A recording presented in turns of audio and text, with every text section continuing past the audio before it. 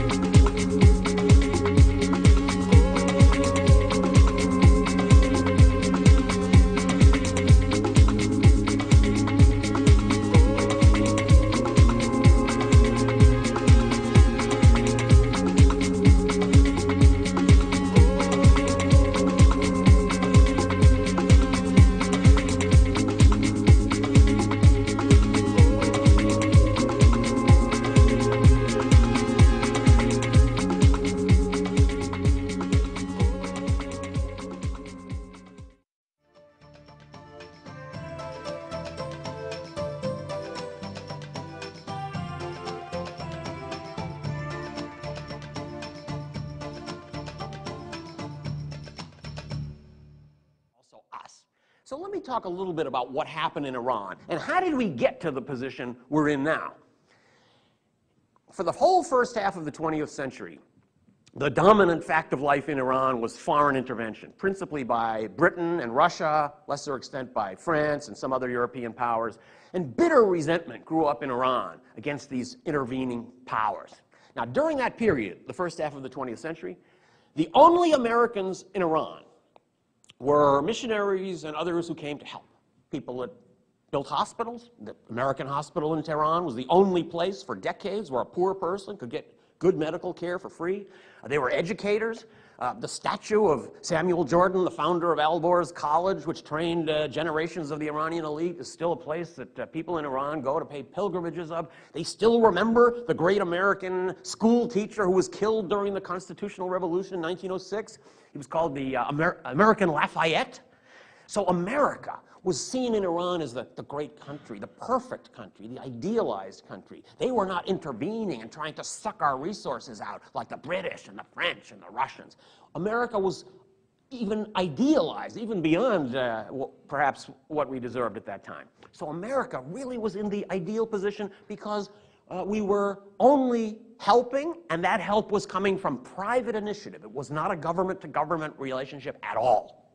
Now, after World War II, the winds of nationalism were blowing through Asia and Africa, Latin America. And in Iran, nationalism meant one thing.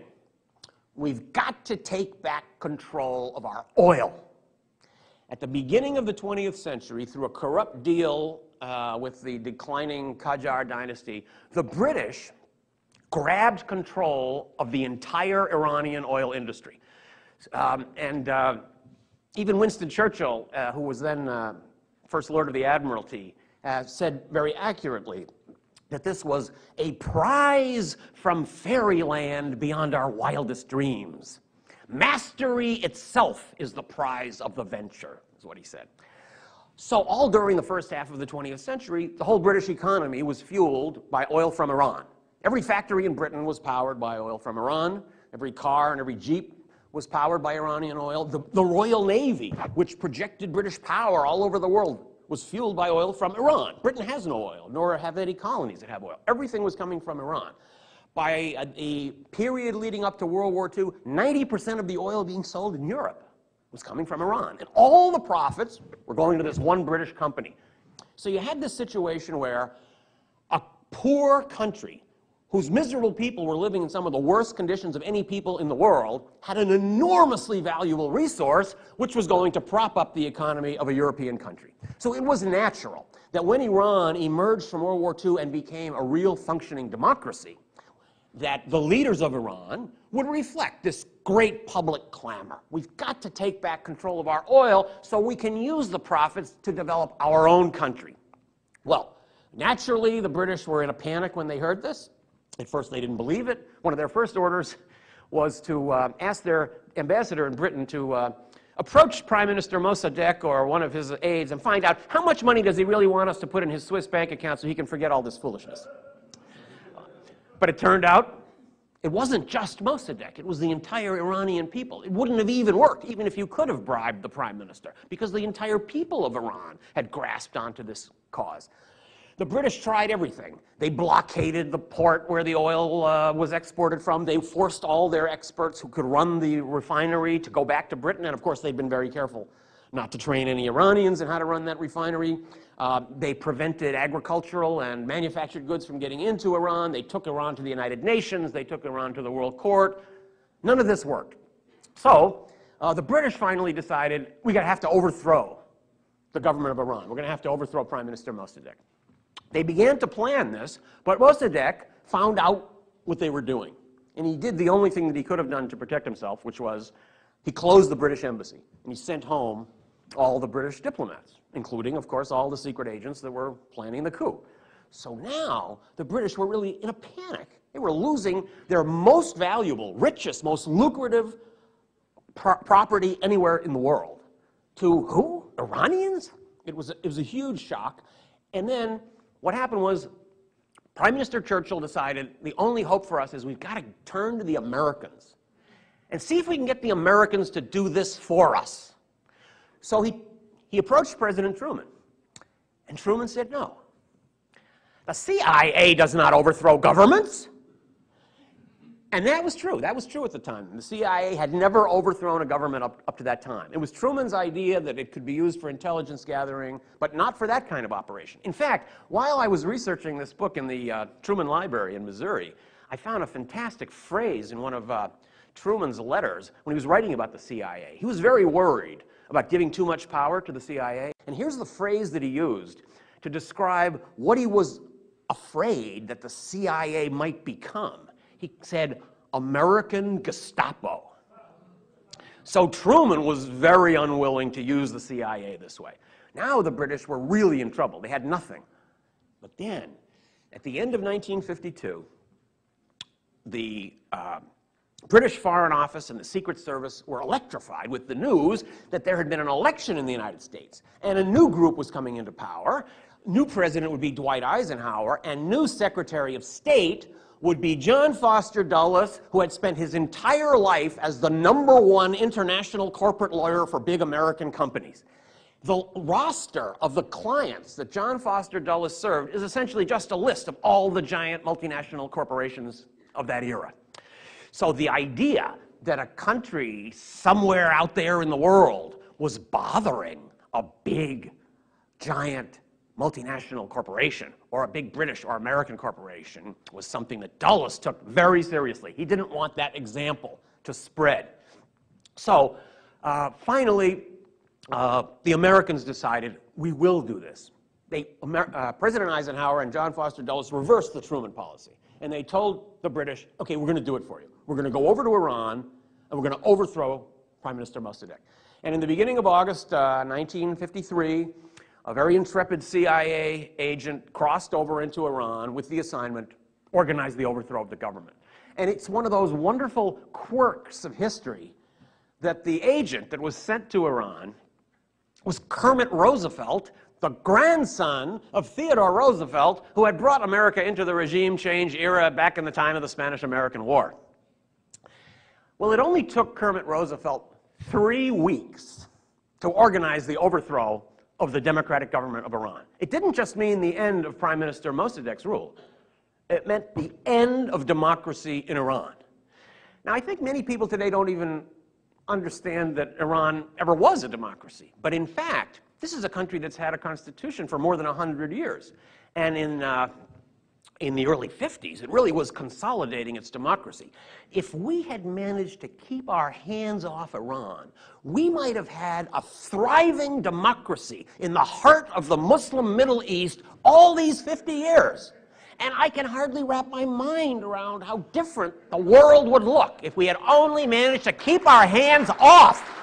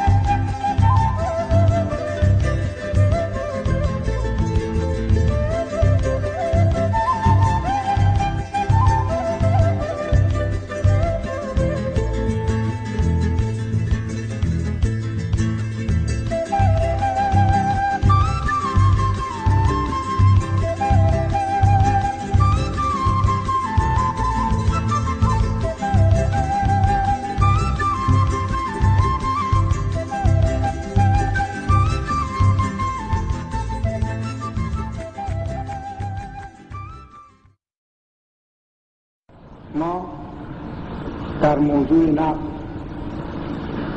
با شرکت‌های عامل، یعنی کنسورسیوم نفتی که در ایران کار می‌کند، چون شاید 5-6 شرکت دیگری هست که با ما کار می‌کنند، ولی البته اونها در یک محدوده بسیار کوچکتری هست، مشغول مذاکره بودیم. مذاکرات نه قطع شده است و نه به جایی است. این است که امروز بدون ورود در جزئیات خطوط کلی آن را باید برای شما بگویم. موقعی که در 1954 ما قرارداد نفتی را امضا کردیم که شاید در اون روز بیشتر از اون هم نمیتوانستیم به دست بیاوریم، یکی از مواد قرارداد این بود که شرکت‌های عامل منافع ایران را به بهترین وجهی حفظ خواهند کرد. ما دلایلی داریم که این کار نشده است. در قرارداد 54 3 دوره تمدید 5 ساله در نظر گرفته بودند که ضمناً شرط شده بود که منافع ایران حفظ بشود.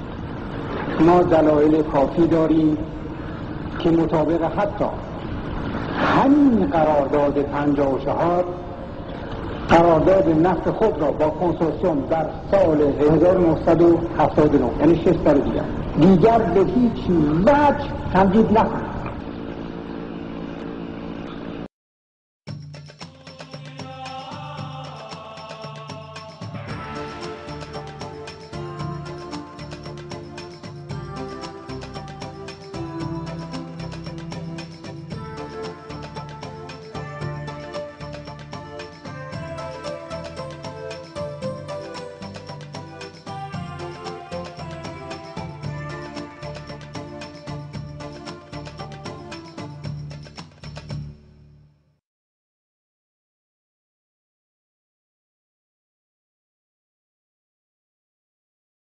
Most Americans don't know is that in 1976, President Jimmy Carter orchestrated the change of power in Iran that replaced the Shah of Iran with a government led by Ayatollah Khomeini. I tell the entire shocking story about this in my new book, Jimmy Carter, The Liberal Left in World Chaos. I detail how a single decision made in the name of false hope changed the entire structure of the Muslim world and led to the establishment of the fanatical extremist movement that is responsible for terrorism around the world today. The former President of the United States supported the funding of an Islamic cleric who attempted to assassinate America's strongest Muslim ally, the Shah of Iran, and birth an Islamic revolution. Sums of $150 million were being periodically transferred to Paris into the Ayatollah Khomeini's bank account while he was in exile with the assistance of the CIA. Carter told world leaders at a summit meeting of his plan to overthrow the Shah of Iran and that Khomeini would be taking over and was a Gandhi-like figure. On April 1st of the following year, this Gandhi-like figure proclaimed the first day of the government of God in Iran. It was the birth of the Islamic Revolution. On Inauguration Day 1980 at 4:31 a.m., he secretly wire transferred $7.9 billion to buy the American hostages back after 144 days of humiliation.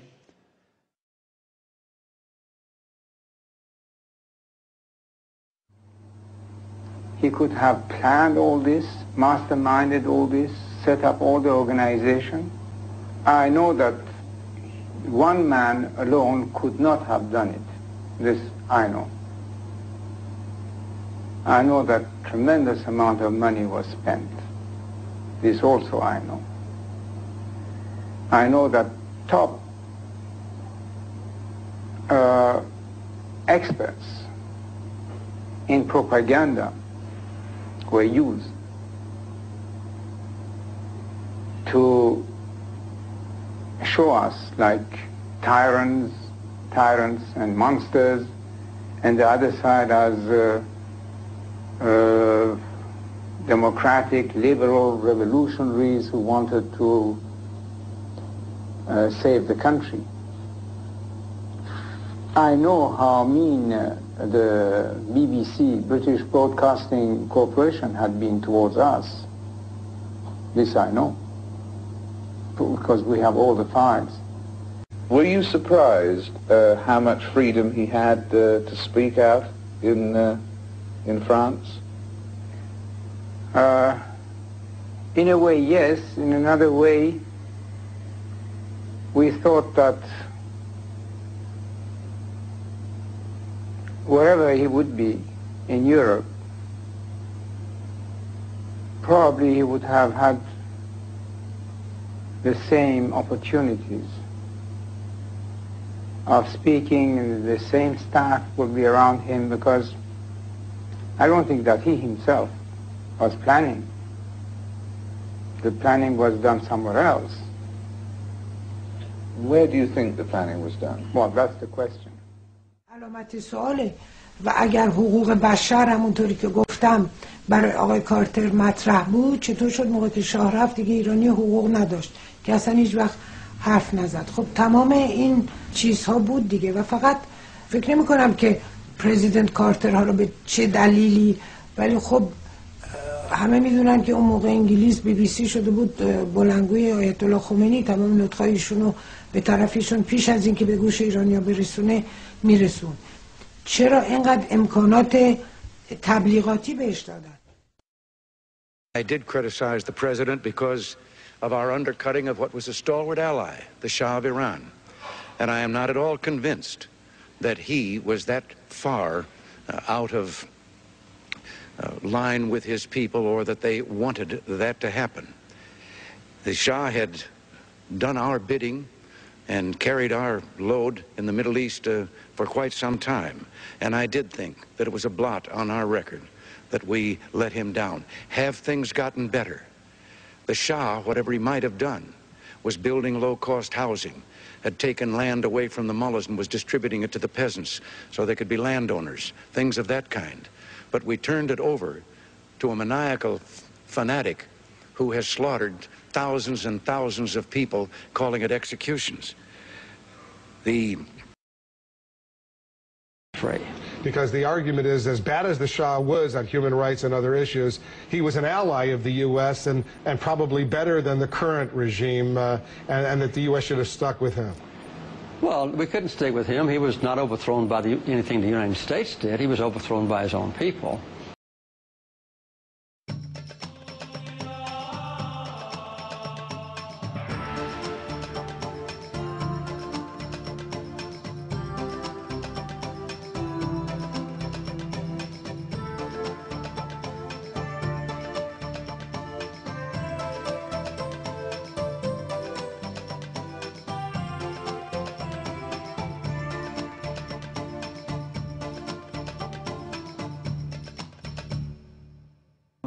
Revolution.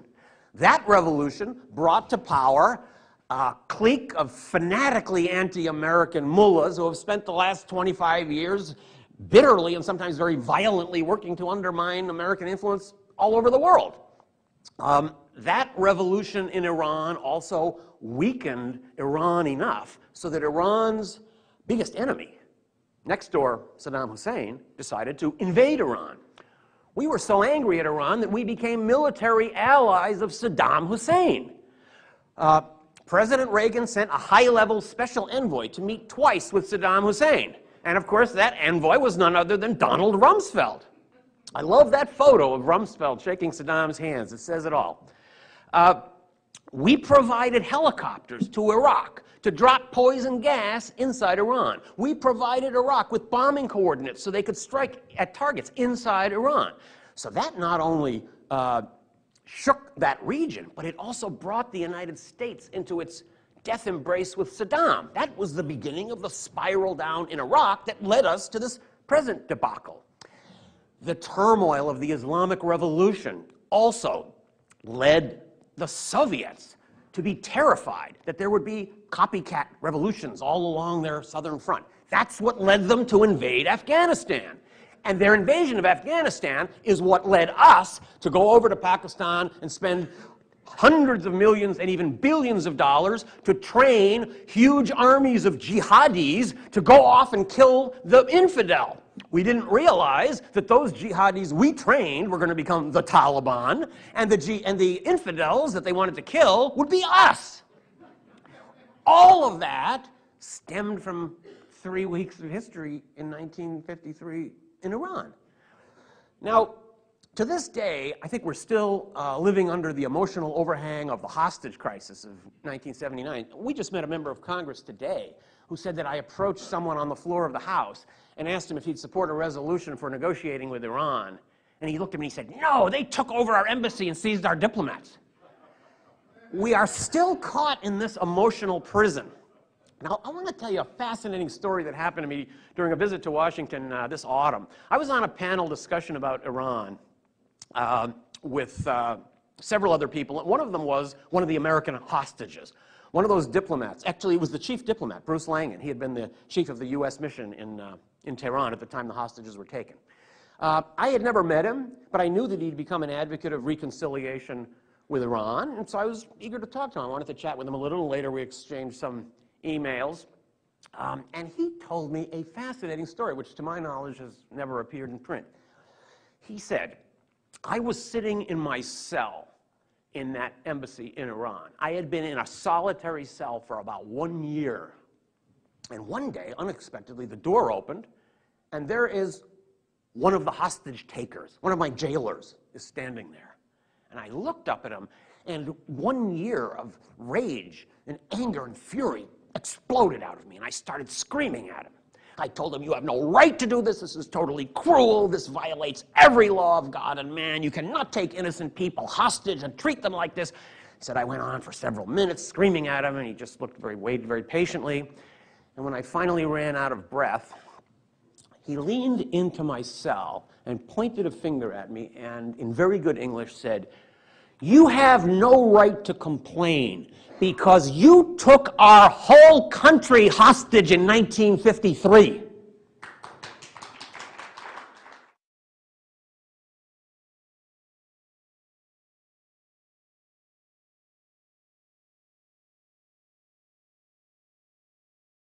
After the worst atrocities that Saddam carried out, including the gassing of the Kurds and the rest, the U.S. and Britain happily gave him aid and support, including aid that enabled him to develop weapons of mass destruction, as they knew perfectly well.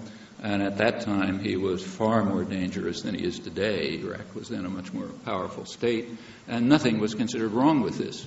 In fact, Daddy Bush went as far as in early 1990, a couple of months before the invasion of Kuwait, President Bush, number one, sent a high-level senatorial delegation headed by Bob Dole, the next presidential candidate, to Iraq to convey his greetings to his friend Saddam, tell him how much he appreciated his great contributions, and to tell him that he should disregard critical comments he's hearing occasionally from the American press. We have this free press thing here, and every once in a while somebody gets out of line, and maybe 1 out of 5,000 correspondents has a few remarks about how Saddam committed crimes, but Saddam was informed to just forget about that. He was also told that a critical commentator on Voice of America would be removed, so he wouldn't have that unpleasant experience of hearing about bad things that he does. That was a couple of months before he became the butcher of Baghdad and conquering the world and so on and so forth. So those words are omitted, and we know that it's not his crimes that are the reason for the intended conquest, nor is it his development of weapons of mass destruction, which George Bush, number one, was aiding him in constructing at a time when he really was dangerous, as was Britain. This is just the ultimate hypocrisy, and a very good sign of the amazing discipline of educated people in the United States, Britain, France, and elsewhere, that they can let this continue without a whisper of protest. Have a look and see. Well, if those aren't the reasons, what are the reasons? Well, the reasons are pretty obvious. Iraq has the second largest oil reserves in the world after Saudi Arabia. It's been obvious all along that one way or another the U.S. would do something to regain control over that immense resource, way beyond the Caspian Sea and all of this. certainly the U.S. is going to deny those resources to its adversaries. Right now, France and Russia have the inside track on them, and the U.S. is going to take it over. And the question is how? It's a very tricky operation. One problem, there's a lot of technical problems, like, exactly how do you do it, and that's what's being discussed, but those are minor problems. The real problem is that you have to ensure that there's got to be a new regime imposed, and the new regime must be completely undemocratic, and there's a reason for that. If there's any element of democracy in the new regime, the population will have some voice in what's happening, right? That's what democracy is. Population gets maybe a minimal voice. But the problem is that the majority of the population is diplomatic correspondent for the New York Times. A diplomatic correspondent is a term which means State Department spokesman at the New York Times. And he was giving the State Department line, and he was pretty frank about it. He said the best of all worlds for the United States would be an iron-fisted military junta which would rule Iraq the same way Saddam Hussein did, but with a change of name, because Saddam Hussein is kind of embarrassing at that point. And if we can't get that, we'll have to do second best. But that would be the best of all worlds, and that's the world they're trying to find now.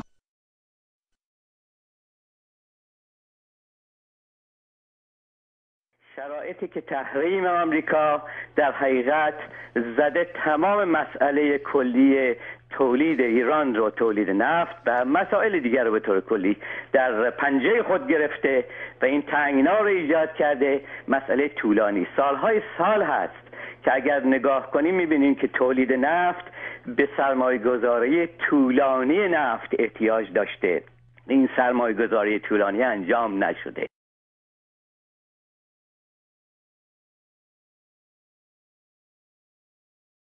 Distorted lens. What about Iran? You think we're building up, aren't we? The UN said, "Oh, they're making nukes," and I believe they are, and I believe that they're bad people, but I don't think that we necessarily want to embark upon World War III as a way of handling the situation. Right? Yeah, I mean, I was.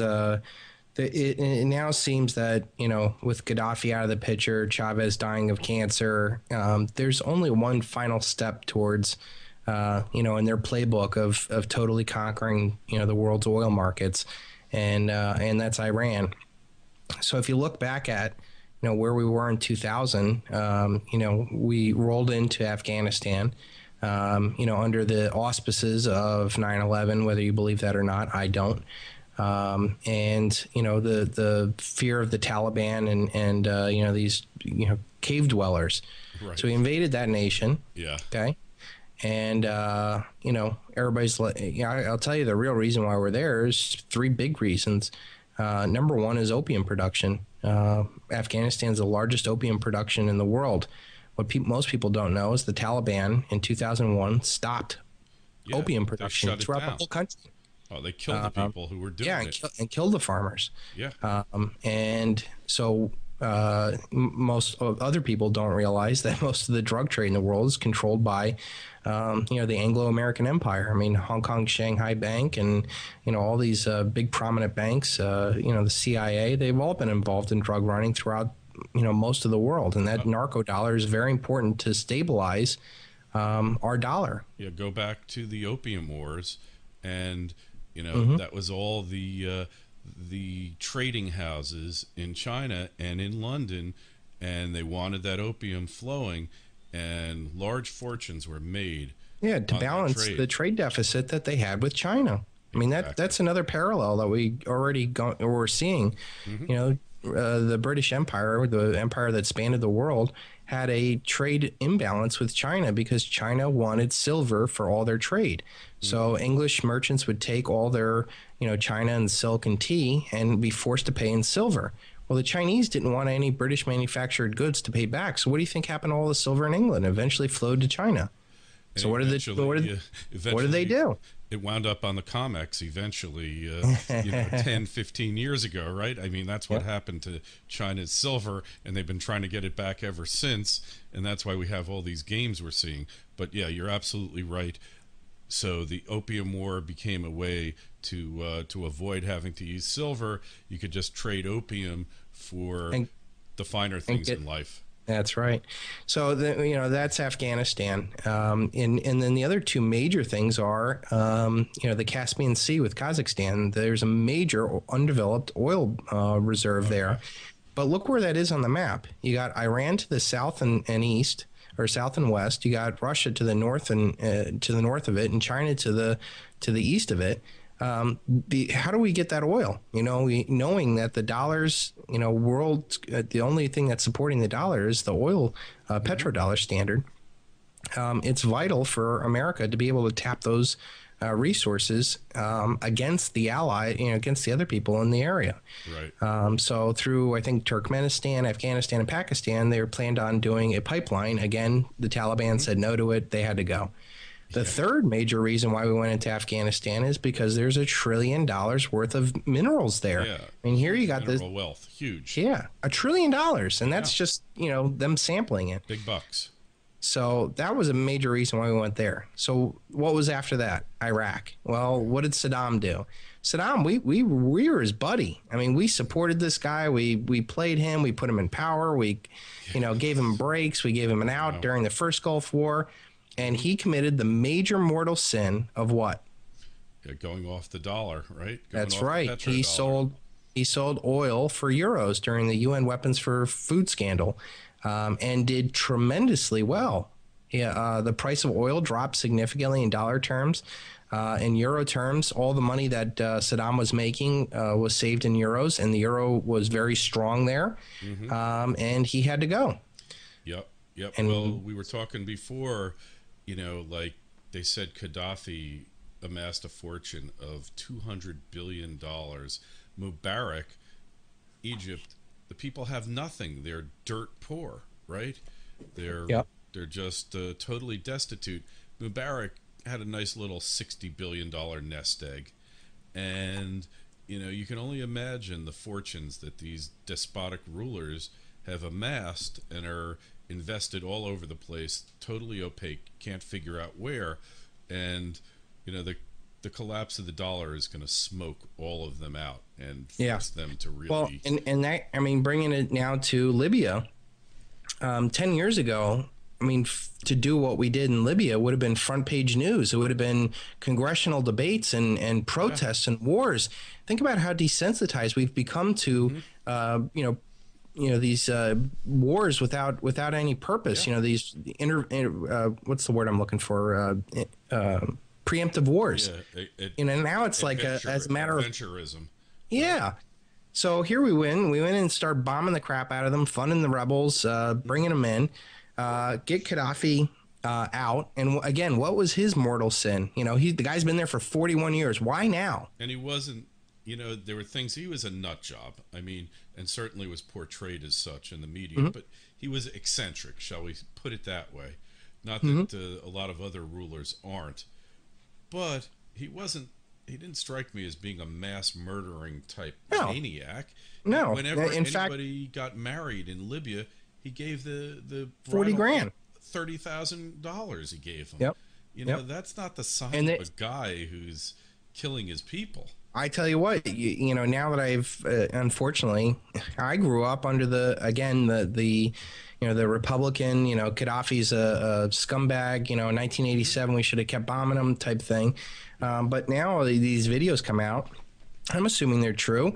That gasoline is only like, 18 cents a gallon. There's free farmland, free seed. To anybody who wants to work the land. Young couples get married, they get $40,000. There's no debt, no interest on any loans that are given out. You want to start a business, all that's there. And that he had the largest mass of gold in Africa. You just raised an incredible point. Okay, so you just raised a great point, and that is that under Islam, you're not allowed to charge interest. So they've come up with all sorts of ways of avoiding the prohibition, but maybe there's something to it, that one of the animosities towards that religion is that bankers can't get an even break. That's right. Right? I mean, think about it. I mean, you know, you have this Islamic revolution, Islamic Spring, Brotherhood, Muslim thing, whatever they got going on over there. What has been, you know, the Muslims' great sin? Their great sin is that they're sitting on our oil and that they don't use interest. Yeah. Well, that's the basis for our society. Our basis is spreading debt and death. Yeah. We cannot do that without oil, and we cannot do that without debt.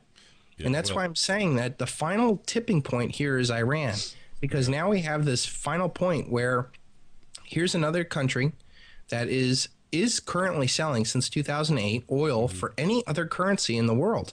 In 2008, they opened up the Iranian oil bourse on the Isle of Kish. Right. And if you remember, towards the end of Bush's second... We cut 2 transatlantic cables to shut them down. Yeah. Right? Remember that? Oh, yeah. And if you remember at the end of Bush's second term, there was all this push to fight for a war there. And Seymour Hersh was in on a meeting with Cheney, and they were trying to come up with ways of causing a casus belli, a cause for the Iranians to start a war there. And the best they could come up with was this Iranian speedboat incident that they thought that was going to do it, and it totally got blown out of the water. But man, you know, back then it was all ready.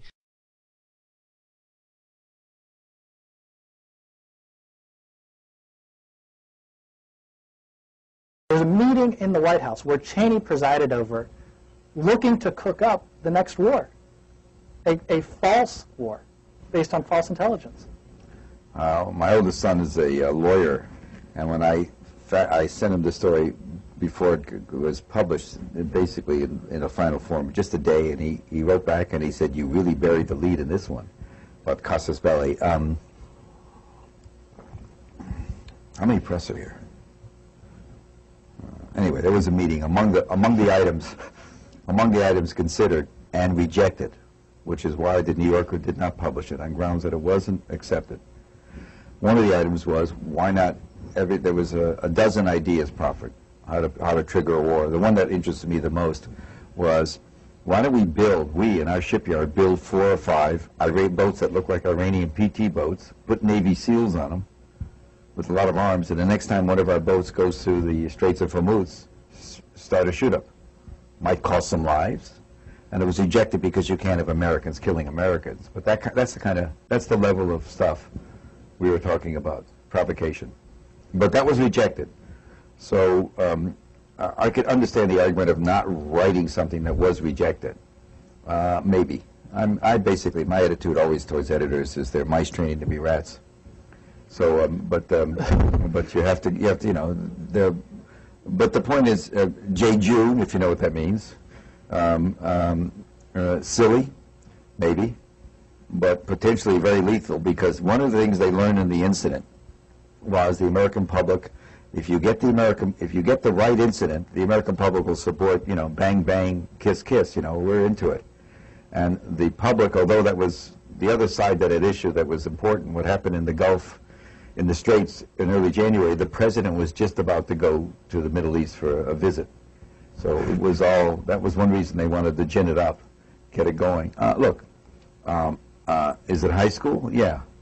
Are we playing high school with, you know, 5,000 nuclear warheads in our arsenal? Yeah, we are. We're playing, you know, who's the first guy to run off the highway with us in Iraq. And things haven't changed any, you know. No, and now you got all this talk about Israel doing, you know, making the final leap to attack Iran. And again, it's all about nuclear weapons. No, folks, it's about oil. It's about the dollar. It's about Anglo-American empire. It's about us conquering the world. And this is the last point. And one, I don't think Iran is actually the toughest of all those little nations. You know, it's a popularly educated, you know, wealthy society. It's not, it hasn't been too content with their government either, though. Yeah, I know, but listen, I'm not happy with Obama, but I tell you what, if China lands on my shores, you know. Yeah, well, that's an interesting thing. I was reading about somebody whose theory is that after the empire collapses, after the dollar collapses, there's going to be score settling with us because we've been bullying the whole world for, since World War I, arguably, maybe since the Russo-Japanese, since the early 1900s, we've kind of been bullying the world. So Russia, this guy was theorizing Russia and China are going to come after us, invade us. Now, personally, I think that's highly unlikely. Yeah, I posed something similar to that, but it wasn't about them coming after us. The idea that I put out there is called the anti-hegemon. And the idea is that we're a hegemon, we're a world hegemon, we control the world. But there's a group of actors out there who don't necessarily benefit off this paradigm. So it's very easy to see that Iran, China, Russia, Venezuela, don't benefit from the Anglo-American Empire, and they've all become victims of that Anglo-American Empire. We were talking earlier about the Opium Wars. Yeah. We could talk about the Mossadegh in Iran getting overthrown by CIA operatives. The collapse of Russia, World War II, World War I, and all these nations don't benefit off of the Anglo-American Empire. And while I don't think that they're going to aggressively attack us, because they don't need to, you have to understand all the posturing and fighting and all this other stuff has been all around the great chessboard, which is Asia. We're the ones that have been interfering in there. I think what's going to happen is if the dollar collapses, we won't have the ability, funds, popularity, moral fortitude to do anything. And it's just going to be a retreat. It'll be a vacuum.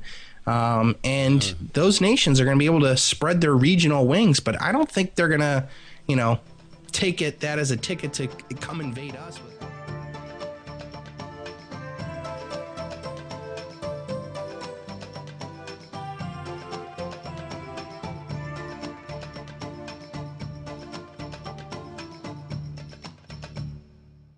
Since the inception of the Federal Reserve in 1913, a number of large and small wars have commenced.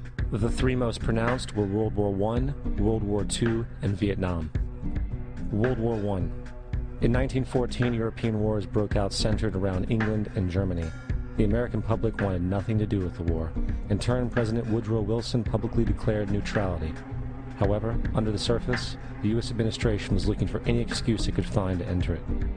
In a noted observation by Secretary of State William Jennings, the large banking interests were deeply interested in the World War because of the wide opportunities for large profits. It's important to understand that the most lucrative thing that can happen for the international bankers is war, for it forces the country to borrow even more money from the Federal Reserve Bank at interest. Woodrow Wilson's top advisor and mentor was Colonel Edward House, a man with intimate connections with the international bankers who wanted in the war. In a documented conversation between Colonel House, Wilson's advisor, and Sir Edward Grey, the Foreign Secretary of England, regarding how to get America into the war, Grey inquired, "What will Americans do if Germans sink an ocean liner with American passengers on board?" House responded, "I believe that a flame of indignation would sweep the United States, and that by itself would be sufficient to carry us into war." So, on May 7, 1915, on essentially the suggestion of Sir Edward Grey, a ship called the Lusitania was deliberately sent into German-controlled waters, where German military vessels were known to be. And, as expected, German U-boats torpedoed the ship, exploding stored ammunition, killing 1,200 people. To further understand the deliberate nature of this setup, the German embassy actually put advertisements in the New York Times telling people that if they boarded the Lusitania, they did so at their own risk, as such a ship sailing from America to England through the war zone would be liable to destruction. In turn, and as anticipated, the sinking of the Lusitania caused a wave of anger among the American population, and America entered the war a short time after. The First World War caused 323,000 American deaths. J.D. Rockefeller made $200 million off of it. Not to mention the war cost about $30 billion for America, most of which was borrowed from the Federal Reserve Bank at interest, furthering the profits of the international bankers. World War II. On December 7, 1941, Japan attacked the American fleet at Pearl Harbor, triggering our entry into that war. President Franklin D. Roosevelt declared the attack was a day that will live in infamy. A day of infamy indeed, but not because of the alleged surprise attack on Pearl Harbor. After 60 years of surfacing information, it is clear that not only was the attack on Pearl Harbor known weeks in advance, it was outright wanted and provoked. Roosevelt, whose family had been New York bankers since the 18th century, whose uncle Frederick was on the original Federal Reserve Board, was very sympathetic to the interests of the international bankers, and the interest was to enter the war, as we've seen, nothing is more profitable for international bankers than war. In a journal entry by Roosevelt's Secretary of War Henry Stimson, dated November 25, 1941, he documented a conversation he had with Roosevelt. The question was, how should we maneuver them into firing the first shot? It was desirable to make sure the Japanese be the ones to do this, so that there should remain no doubt as to who were the aggressors. In the months leading up to the attack on Pearl Harbor, Roosevelt had done almost everything in his power to anger the Japanese, showing a posture of aggression. He halted all of Japan's imports of American petroleum. He froze all the Japanese assets in the United States. He made public loans to nationalist China and supplied military aid to the British, both enemies of Japan in the war, which, by the way, is completely in violation of international war rules. And on December 4th, 3 days before the attack, Australian intelligence told Roosevelt about a Japanese task force moving towards Pearl Harbor. Roosevelt ignored it. So, as hoped and allowed, on December 7th, 1941, Japan attacked Pearl Harbor, killing 2,400 soldiers. Before Pearl Harbor, 83% of the American public wanted nothing to do with the war. After Pearl Harbor, 1 million men volunteered for the war. It is important to note, Nazi Germany's war effort was largely supported by two organizations, one of which was called IG Farben. IG Farben produced 84% of Germany's explosives, and even the Zyklon B used in the concentration camps to kill millions. One of the unspoken partners of IG Farben was J.D. Rockefeller's Standard Oil Company in America. In fact, the German Air Force could not operate without a special additive patented by Rockefeller's Standard Oil. The drastic bombing of London by Nazi Germany, for example, was made possible by a $20 million sale of fuel to IG Farben by the Rockefeller Standard Oil Company. This is just one small point on the topic of how American business funded both sides of World War II. One other treasonous organization worth mentioning is the Union Banking Corporation of New York City. Not only did it finance numerous aspects of Hitler's rise to power, along with actual materials during the war, it was also a Nazi money laundering bank, which was eventually exposed for having millions of dollars of Nazi money in its vaults. The Union Banking Corporation of New York was eventually seized for violations of the Trading with the Enemy Act. Guess who the director and vice president of the Union Bank was? Prescott Bush, our current president's grandfather, and of course our former president's father. Keep that in mind when considering the moral and political dispositions of the Bush family. Vietnam.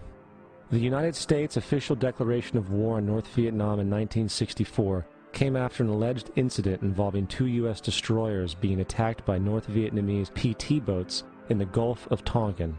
This was known as the Gulf of Tonkin Incident. This single situation was the catalytic pretext for massive troop deployment and full-fledged warfare. One problem, however, the attack on the U.S. destroyers by Vietnamese PT boats never happened. It was a completely staged event to have an excuse to enter the war. Former Secretary of Defense Robert McNamara stated years later that the Gulf of Tonkin incident was a mistake, while many other insiders and officers have come forward, relaying that it was a contrived farce, a complete lie. Once in the war, it was business as usual. In October 1966, President Lyndon Johnson lifted trading restrictions on the Soviet bloc, knowing full well that the Soviets were providing upwards of 80% of North Vietnam's war supplies. Consequently, Rockefeller interests financed factories in the Soviet Union, which the Soviets used to manufacture military equipment and send it to North Vietnam. However, the funding of both sides of this conflict was only one side of the coin. In 1985, Vietnam's rules of engagement were declassified. This detailed what American troops were and were not allowed to do in the war. It included absurdities like North Vietnamese anti-aircraft missile systems could not be bombed until they were known to be fully operational. No enemy could be pursued once they crossed the border of Laos or Cambodia. And most revealing of all, the most critical strategic targets were not allowed to be attacked unless initiated by high military officials. Apart from these imposed ludicrous limitations, North Vietnam was informed of these restrictions and therefore could base entire strategies around the limitations of the American forces. This is why the war went on so long. And the bottom line is this: the Vietnam War was never meant to be won, just sustained. This war for profit resulted in 58,000 American deaths and 3 million dead Vietnamese. So, where are we now? September 11th was the jumpstart for what is now an accelerated agenda by the ruthless elite. It was a staged war pretext no different than the sinking of the Lusitania, the provoking of Pearl Harbor, and the Gulf of Tonkin lie. In fact, if 9/11 wasn't a planned war pretext, it would be an exception to the rule. It has been used to launch 2 unprovoked illegal wars, one against Iraq and one against Afghanistan. However, 9/11 was a pretext for another war as well, the war against you.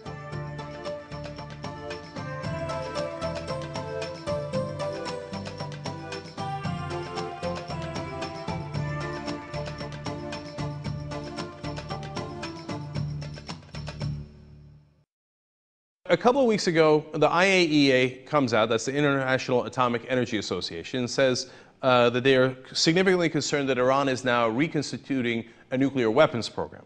Now, they didn't quite say that, but they said a lot of things that made people think that, and then you got the headlines in the New York Times, etc. And the IAEA, so you know, has a lot of credibility. It was run by Mohammed al-Baradei, and they did a great job of checking the nuclear program that Iran had in the 1980s through the 1990s. That gained them credibility. But they also had credibility because they questioned the Bush administration when they had bad information on Iraq and on Iran. So when the IAEA came out with that report, I came out here on the Young Turks and said, whoa, that's something to be concerned about. These are not just some neocons, pretending to have intelligence when we know that's not the case. So I wonder if Iran is in fact doing that. Well, Seymour Hersh now has a terrific report that shows that's not necessarily the case, and why we might not be able to trust the IAEA as much anymore. So first, let me tell you why it's not a very good case. Classic example here, New York Times in the front section runs the story about, oh my God, Iran might be going back into nuclear weapons. But then they ran a second story where they had this quote that Hersh points out. They say, quote, "It is true that the basic allegations in the report are not substantially new and have been discussed by experts for years." In other words, they actually have nothing new at all. Let's continue. They say that the source is actually a single source. It's from Western intelligence, and the IAEA is relying then on Western intelligence, who will not tell us where that source is coming from at all. The provenance of that source has not been established. So this evidence now is getting weaker and weaker. And that, in fact, Robert Kelly, who's the retired IAEA director, says this is, quote, old news. So there's nothing new here. And remember, when they refer to old news, in 2007, even our intelligence came out and said Iran is not working on a weapons program, okay? So it's one thing to work on an nuclear energy program, it's another thing to work on a nuclear weapons program. So when they cite it as old news, it's something we knew already when we had our assessment that they are not working on a weapons program. It gets worse. Arms Control Association is a nonprofit group whose whole mission is to make sure that we have non-proliferation. They do not want nuclear weapons. They say there is trouble evidence suggesting that the studies are still going on, but there is nothing that indicates that Iran is really building a bomb. Nothing, okay? And then senior IAEA official, another one, coming out saying, I was, quote, underwhelmed by the information. So as you look at this, it does not look like there's altogether that much to be concerned about, despite all the media and the press that you saw about, oh my God, the Iranians are coming with a nuclear weapons program. And by the way, one last piece here. The report did note that on-site camera inspection process of their facilities, and remember, this agency has cameras at Iran's nuclear facilities, quote, continues to verify the non-diversion of declared nuclear material. In other words, they are not diverting it from the energy program into a weapons program. Not diverting it. So it's the exact opposite of what our press reported. So the question is why? Well, Seymour Hersh has an answer to that as well.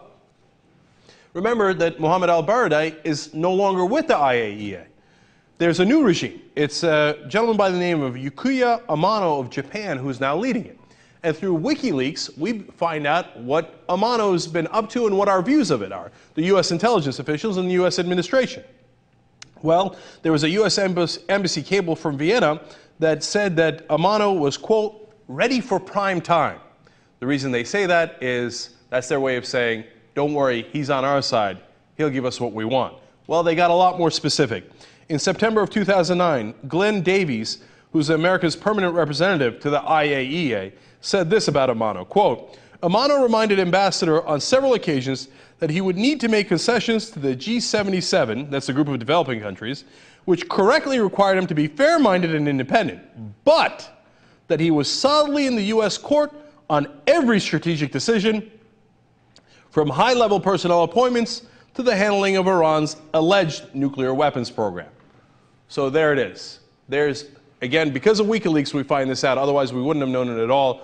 Our guy's saying, don't worry, this new guy at the IAEA is totally on our side. In order to be fair, he'll pretend to be with the third world countries, pretend to be fair in essence, and then he will support us, including on the Iran inspections, whatever message we want to push out. And then finally, they said the fact that he is the new leadership there, quote, bodes well for our future relationship. So, should you be concerned about Iran's nuclear weapons program? Apparently not. Apparently it's the neocons still in our administration, still in our intelligence network, drumming this up, putting it out to the press, just like they did with Iraq, and getting the right people and the right organizations to play ball. Actually, that's scarier than anything else, because that means we might be heading to another war, not because of Iran, but because of our neoconservatives.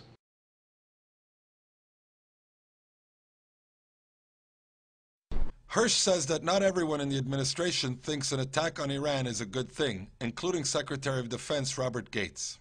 Well, Gates late last year went to a closed-door meeting of the Democratic caucus. This is an off-the-record meeting. And so with that kind of confidence, Gates spoke rather openly. If we bomb Iran, he said, our grandchildren will be fighting jihadists.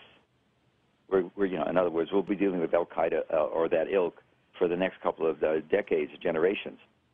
And it was very troubling to the members. They asked a lot of questions about it, and he assured them he was speaking only for himself, obviously. Others have also suggested that force might not be the best way. The historical pattern in Iran has been that when attacked, people rally around the flag. We saw that in 1980 when Saddam Hussein invaded Iran. This was at a time when Iran was in great chaos. The revolutionary regime had executed a large number of people from the Iranian military. Khomeini's grip on power was not as strong. He was in a very intense power struggle. But then Saddam invaded, thinking that Iran was weak, thinking that the Iranians would not unify. And within weeks, you had 100,000 volunteers rushing to Khuzestan region in order to expel the invaders. And a lot of historians argue that the Khomeini government did not survive in spite of Saddam's attack. He survived because of Saddam's attack. And if history were to repeat itself, which it so often does, then an attack on Iran would not weaken the government in Iran, it would strengthen it. An attack on Iran would not help the pro-democracy forces in Iran, it would kill it. An attack on Iran would not prevent an Iranian nuclear bomb, it would probably cause it to rush towards a nuclear bomb.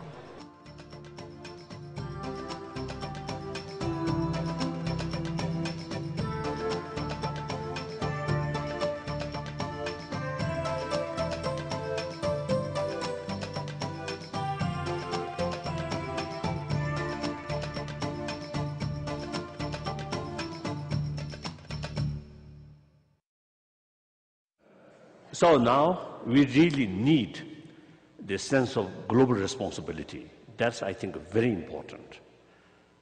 Firstly, the economy itself, now global economy, heavily interdependent. Then environment issue.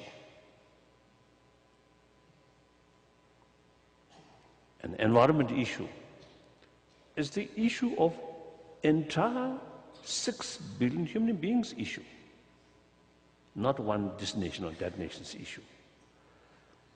And to tackle these, we have to look because a holistic way. You simply, taking care of your own economy and don't care other. It's reality, eventually you will suffer. So according to new reality, the very concept of we and they is no longer there. We must, because of that, we must look entire human being, entire world as part of yourself. You have to take care. So therefore, the global sense of global responsibility on the basis of recognition, clear sort of awareness, oneness of humanity. That's important. Therefore, the concept of war, I always sharing with people, concept of war is outdated. Why? War, that concept happen or start, and to some extent, some cases it worked, where the interest of one group and interest of other group separate, independent. Then the destruction of that group is victory of this group. So therefore, now today, this group's interest entirely depend on that group's interest also depend on this group. So under that reality, according to that reality, destruction of your neighbor is destruction of yourself. So, you see, the using force, destroy, so-called your enemy, is outdated. So enemy, different views, different interests, therefore we call enemy, but still part of yourself. Therefore, out of respect, out of sort of genuine concern of their well-being, then we have to find ways and means to reduce conflict. So that's dialogue. So I often, you see, sharing with people, the 20th century become like century of bloodshed. Millions, how many millions of human beings killed during 20th century? Hundreds, I think almost 100, like that, and including civil war. So these are very, very unfortunate. So therefore, now out of our past experience, now we have to look, this century should be century of dialogue. Whenever we face some disagreement, some different interest or conflict, we have to find ways and means to solve that through dialogue, through talk. Keep in your mind their interest and respect their future. So that's the only way. So let us try to build certain sort of concept in our mind. Now this century should be century of dialogue.